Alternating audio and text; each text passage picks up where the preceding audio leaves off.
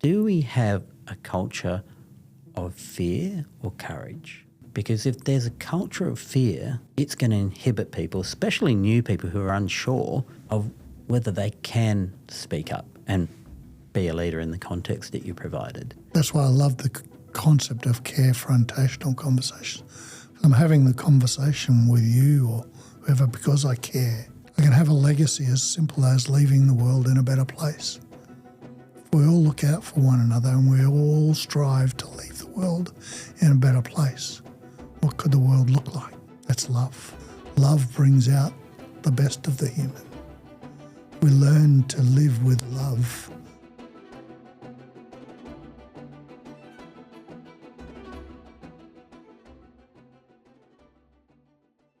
I love that concept of looking for leaders. It almost redefines employing people,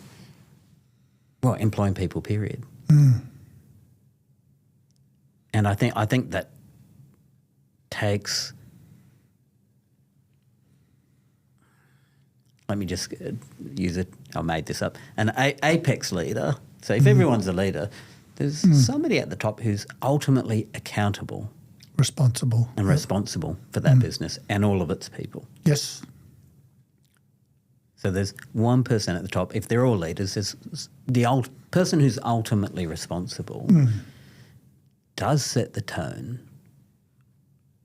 I believe, for the culture. And one of the key things to me is, do we have a culture of fear or courage? Because if there's a culture of fear, it's going to inhibit people, especially new people who are and young people who are unsure of whether they can speak up and be a leader in the context that you provided. And I do witness, I see a lot of businesses, many businesses, where there is still a culture of fear. Yeah. And I speak to people at all levels. Not in the companies I coached. No. Well, you'd beat it out of them. No. No, you're too loving for that, though. Yeah. But it's true. I was fortunate enough to find some magnificent people to work with who already were well on their path. But I can imagine what you're saying is true. Yeah. But there's opportunity for those people at the top. And my characterisation is they're not bad people and they don't have poor intent at all. And if you sit down and talk to them, my experience is many of them actually want everyone to thrive. And they don't have the awareness that their behaviours are actually driving the culture. No. They just don't know. It's not aware. So that leads me back to something we started talking about, fear and love, which you talk about a lot and have over the years. And I think the fear and love has a lot to do with, one, the lack of awareness. And part of it I've noticed in some people is they're too scared to look. Intuitively they know, oh yeah, there's something here and it might be me, but I don't want to look. I don't know what it means. It's incredibly uncomfortable, so let's just not go there. Can we dive into a little bit what you mean by love? What does that look like? First of all, if I go back to what you're talking about, is I always frame up, and it's pretty simple, and maybe some people would say, well, that's a bit of a cop-out, is I believe. So if I give you an example, the young French packer worked with me down on the farm. He'd run his car into the river and needed some work, so I gave him some work for a few weeks.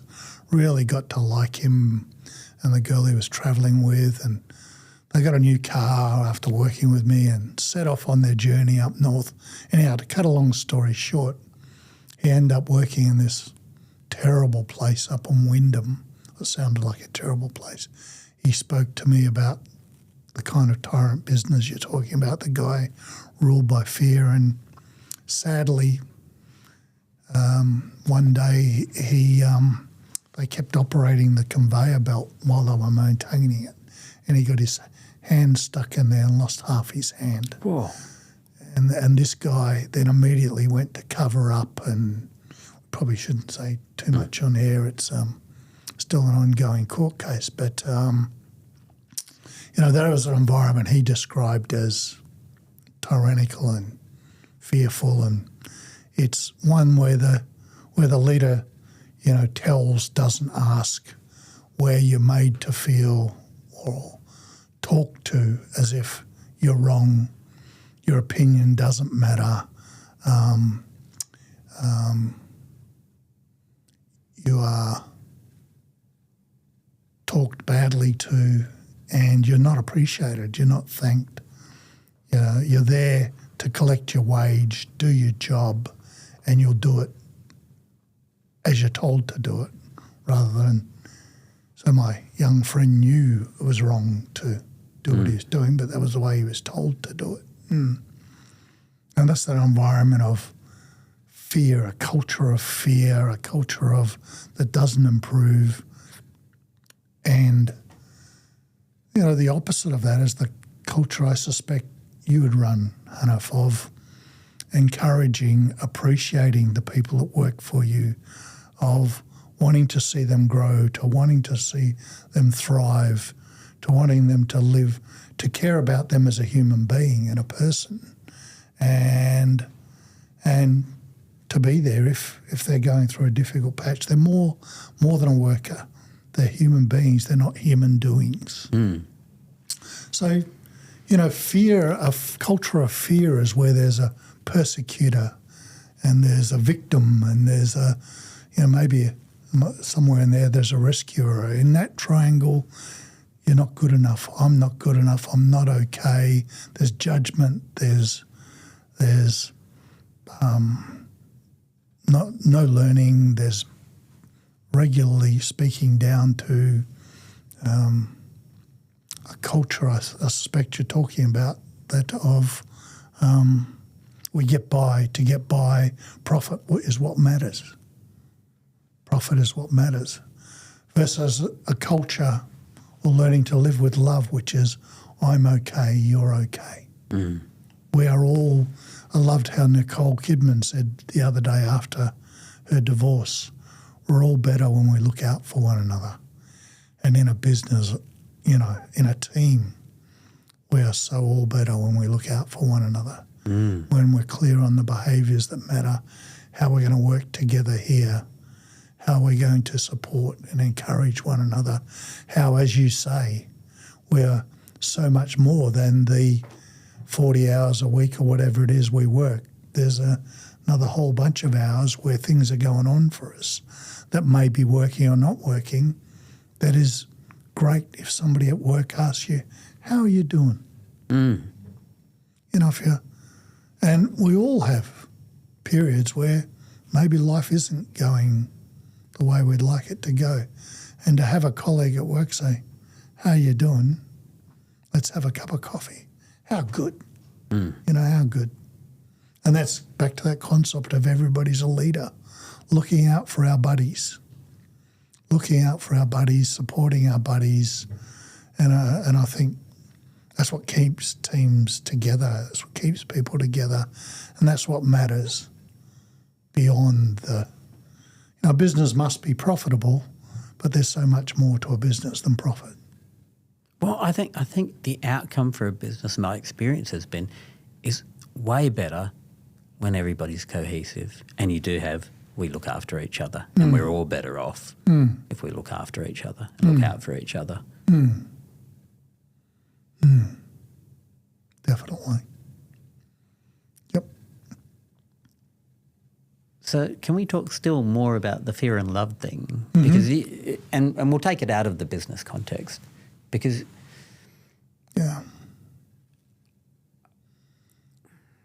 I think aside from your business experience, which is quite deep and vast, you're a humanist.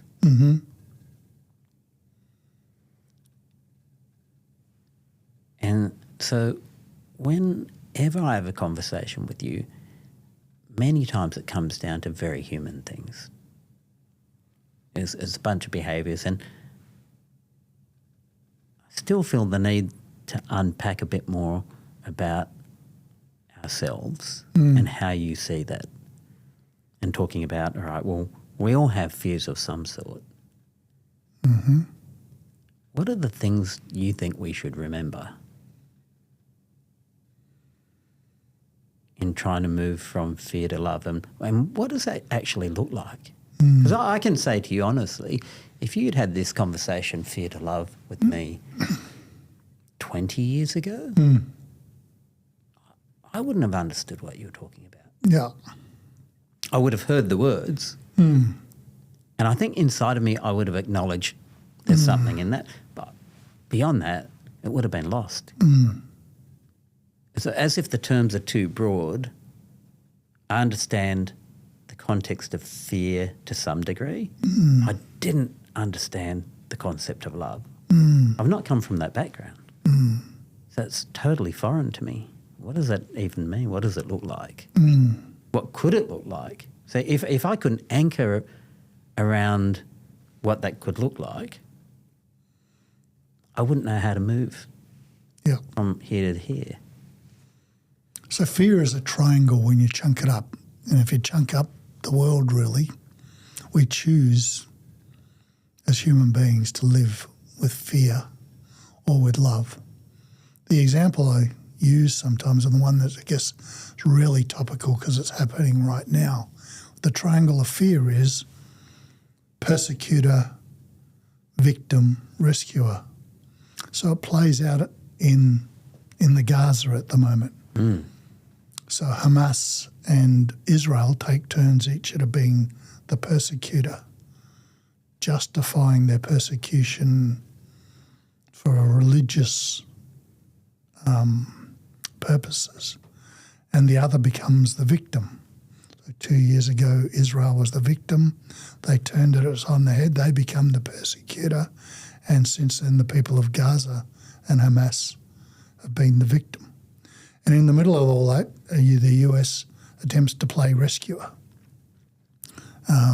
making them both wrong at times, and ongoing goes this triangle of fear, of hatred, of justification, of blame, of excuses, of persecuting, of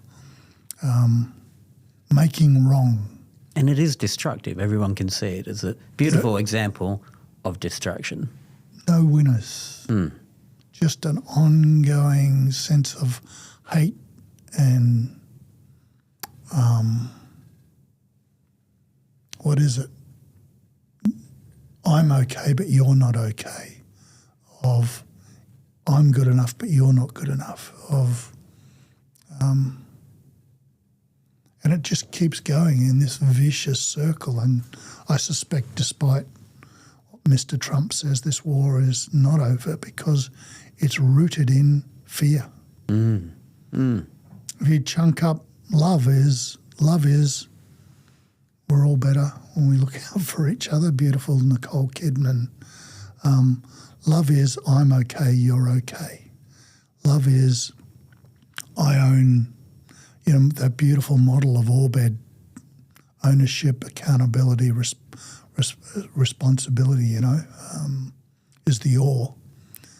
Own your stuff, be accountable, take responsibility, versus below the line behaviour of blame, excuses, denial, justifying poor behaviours, really. And the world is in a difficult place, and many would argue not heading in a great direction because there is a lot of fear. People live with a lot of fear, and fear pays out in poor behaviours. Fear brings out the worst of the human. Love brings out the best of the human. If we learn to live with love, which is tolerance and acknowledging we won't all see eye to eye, that we're different. There are differences, and we respect the differences. that everybody's doing their best, really. You talked before about people make mistakes, people would do better if they knew better. So the concept of I'm right, you're wrong leads to judgment, leads to fear. And if I chunk up, there's probably way too much of that in the world right now. And the concept of love and I'm okay, you're okay, and most importantly, learning to love myself, learning to love my family, learning to love the people around me, versus where my wife is at the moment is she won't pick up a newspaper or turn on a new headline because she gets so fearful. And a lot of people do. There's a lot of fear in the world. There is. Can I clarify the way I'm hearing and seeing this is when we talk about acceptance in love, it doesn't mean everything's okay and you can behave how you want and that's okay. I'm accepting that. Part of love, I think, is the accountability you talked about. To say, well, Ted, I don't really understand why you did what you did. The outcome was this, which wasn't great for these people. So I can be kind to you and in a space of trying to understand and at the same time say, well, that wasn't really acceptable. It was the outcome. There's got to be some accountability. But I don't have to be nasty to you to do it. Is that right? Am I? Leads me beautifully back to my concept of carefrontational conversations. Kind of that tough love is okay. And I'm a little bit amazed and maybe in judgment as I move around the world and the place and airports and other thing, and I see parents allowing their kids to behave really poorly on occasions, or I judge as poorly, and impact others, and there's no boundaries. You know, a place of boundaries can be a place of love. And we can have a tough conversation with somebody from a place of love and go, as you just beautifully put it, I don't quite understand that. Tell me more about that. What are you thinking here? And here's how this impacts me. Versus the avoidance strategy. Or the nasty strategy. Lack of leadership. Or the confrontational strategy, which doesn't work really. No, everyone gets their back up and there's no listening now and everyone gets defensive. We all hate being told. And a carefrontational conversation is not telling, it's seeking to understand. With accountability, I always add that because sometimes I used to do this very poorly when I was younger. I was always good at accountability, but the way I implemented it was I'd be very kind to myself by saying it was substandard. It was appalling. I'm still very big on accountability, and one of the reasons I'm big on it is if I'm going to have a carefrontational conversation with you, ideally it would give you another framework to think of things, and as a result, you would be better off. I want you to be better off. But unless I hold you accountable and you're able to see the consequence of your actions, in my head, I can't see how that gives you a framework to actually be better off. Because most people need to be incentivized to change. There needs to be something they see that, actually that isn't good, is it?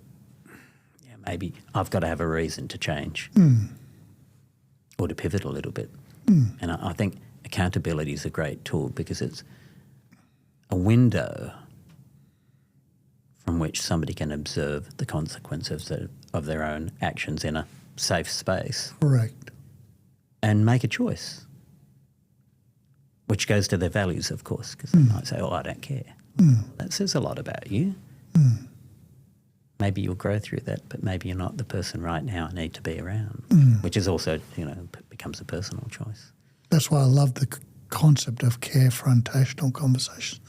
I'm having the conversation with you or whoever because I care, and I'm coming from a place of caring because I'm actually asking you questions to seek to understand if that's okay or not okay, and maybe help you make another decision because I care. It is tough love. There's nothing wrong with tough love. I've benefited through my life with tough love. Whereas people don't typically like confrontational feedback in their face. I heard the great AFL footballer talk, Matthew Pavlich, one day, and he talked about feedback being the breakfast of champions, and it is. But another way to do it is carefrontation. In AFL football, you've only got a few minutes to get some feedback, and you may need to develop a thick skin, but we've actually mostly in business and life got more time than that, and we need to make the time for the conversations because relationships are really important. Relationships are the most important thing. They are, I think to a great degree, a determinant of how content and safe we feel. And I don't think, and I'll put my hand up, I'm totally guilty of this, I don't think we afford them enough time in the busyness of what we do. Yeah. That's often the excuse. I'm too busy. Yep. And I've used that. So I'm just going to tell you.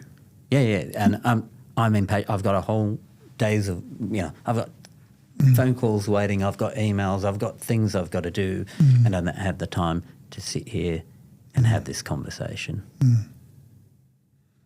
And I'm not going to afford you the time to sit down and listen to you. I just want to tell you this. Yeah. Did it plenty of times. Destructive, isn't it? It's destructive of relationships, yeah. People hate to be told, generally.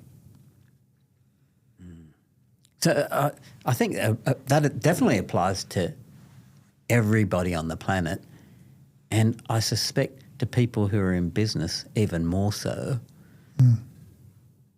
because we are a bunch of doers. Thinking and then doing will take a lot of action, and the more successful the business gets, the more there seems to be on your plate, certainly through a growth phase. And we invest a lot of time into it. I call it the beast. Are you going to allow the beast to consume you, and will you be the slave to the beast? Or is it going to be the other way around? And I've certainly been in the position that the beast consumes me. Yep. And that's what I think about. It's what I act on. Yep. It takes all of my time and energy. Yep. And for the people around me, you'll get what's ever left. So it occurs when you're starting up a business, and then once the business is started and it goes into a real growth phase, you feel frazzled, you feel under pressure, and that's the time where you need alignment and you need values to guide you, you need purpose to guide you, and leaders to stand up. And never forget that relationships are what define us. And relationships take time. And if you don't invest the time, same as a business, if you don't invest the time into it, it's going to start falling apart. You can't set up a business and just walk away and think it'll just continue and it's all great, because it doesn't. It needs the investment of time and effort. And a relationship's no different. You could view a business as a network of relationships. You could. And if you took that framework, you go, well, I am valuing that network of relationships so highly that I'm willing to put all my time and energy into it. And if you were brutal, you might make the assessment that I don't value as highly these other relationships over here. Mm. And I'm choosing not to put the same amount of time and energy into them. Mm.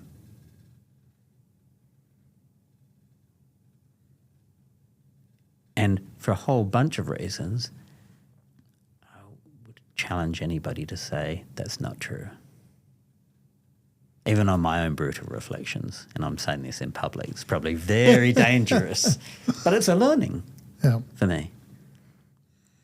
And I still learn and have to think about it and have to pull myself up about it. And maybe it's character, part of that. And maybe there's an expectation that the people around me are closer, so it should be okay. The character trait is the learning. Keep learning, Hanif. Say to people out there, keep learning. Don't stop learning. Learning is growing. Key part of living is learning. Keep the mind active. You keep getting better by learning. You become a better human being and you look after yourself through learning. We feel good about ourselves when we're learning. But for some people, I suspect learning is out of the comfort zone again. So tell me some life lessons that you can share with people, things that you've experienced and you look back and go, that's actually important, or I'll pay attention to that.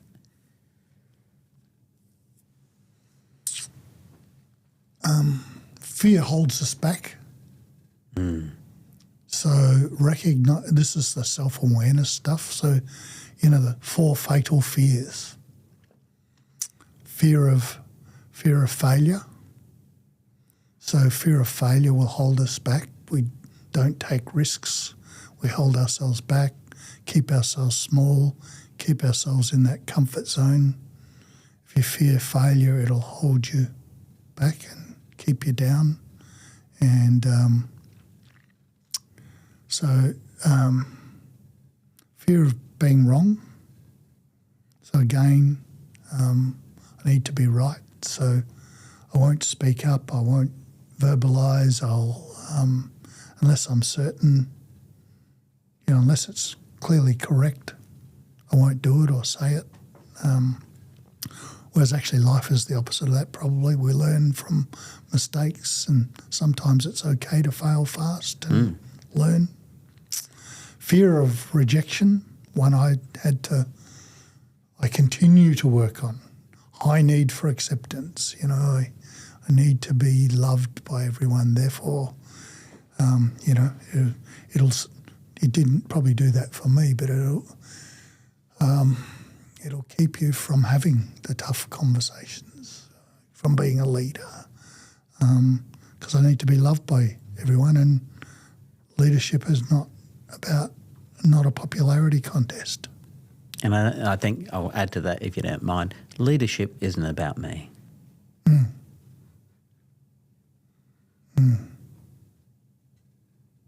It's about everybody else. And I reinforce the concept, we're all leaders in whatever role I'm playing day to day. Yeah. And the final of the 4 fatal fears is fear of emotional discomfort. Again, keeping ourselves small, keeping ourselves safe as opposed to stretching. And when we're most out of our comfort zone emotionally and we're willing to, one of the great things you wish you could put an old head on your shoulders is seek somebody out who's walked your path. The great learning for me from the CEO group, from the tech group that you talked about was, and I was lucky enough to have 16 amazing CEOs every month that I did one-on-ones with and brought together, and to see their appetite to learn from one another, to seek one another out, not just me, to have one-on-ones with me and some fairly intimate, personal and business conversations, coming from a place of, I actually don't know it all. I'm actually okay to be vulnerable. When you stop fearing emotional discomfort, you're actually vulnerable. And when you're vulnerable is when you learn. Oh, yeah, that's deep, isn't it? Everybody listening will probably feel that. Yeah. Yeah. So learning, there's some, and now with AI coming, there's just so much information out there. You can learn almost anything every day and step up and be a great contributor in whatever it is you want to contribute, because if one person can do it, another can. I learned that from Definitely. NLP. Yeah. Yeah. Yeah. I think if you were to delve into learning about yourself and find a way, come to terms with not being fearful, the future is incredibly bright. The way I'm seeing on the world is we are absolutely on the cusp of the next massive change, and we don't know what it looks like. We don't. I'm convinced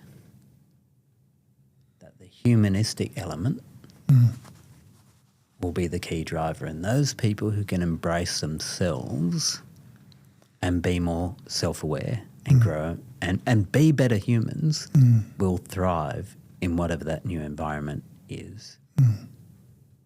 Because when we have quantum computing and AI, not as we know it today, it's nothing today compared to what it's going to be. AI agents who will do everything for you. AI agents will run businesses. The humans, I believe, from the little I can glean into the future, and it is little because I don't know either, is that the people with the human skills will thrive more than those who don't have them. Because humans will still survive, and we all want to connect. And if we believe that the value of our relationships is in concert with the value of how we feel our life is going, then the people who can connect with people, who can add human value through understanding and love that you spoke about, they're going to thrive in the new environment. Or if the new environment's built with fear and robots are programmed with fear, which is what some people are worried about at the moment, then that's a different world again. It's a huge challenge, yeah. So, Hanif, you asked me before about what I learned, and I wanted to share there's a great little book again. It's pretty simple. It goes back to culture and the culture you're building, the 4 agreements that, again, I think build love is be impeccable with your word, so to have integrity, not to make assumptions, going back to the concept of seeking to understand. If we make assumptions, we often get it wrong. We're often in judgment. Don't take things personally. Again, that if from a place of fear, we can take things personal and react, and always do your best. I think if you program yourself, talk to others, if we live a culture like that, boy, we can achieve a lot. Boy, we can achieve a lot. And it happens quickly, doesn't it? Yeah. Happens quickly. And I'm back to, I think, a comment you made earlier on is we are almost irrelevant, but we're all capable of leaving a legacy. You know, I focus on my little legacy almost every day, even though I'm irrelevant, but, you know, I can have a legacy as simple as leaving the world in a better place. If we all look out for one another and we all strive to leave the world in a better place, what could the world look like? That's love. That's coming from a place of loving. Well, even, I'll share this. You may not even be aware of it, so I should speak it.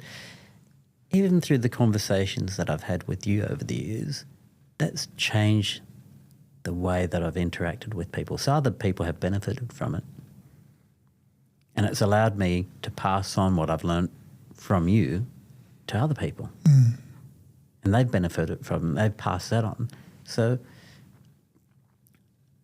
I can't imagine that you could even quantify the legacy that you've, if you were to leave now, already left.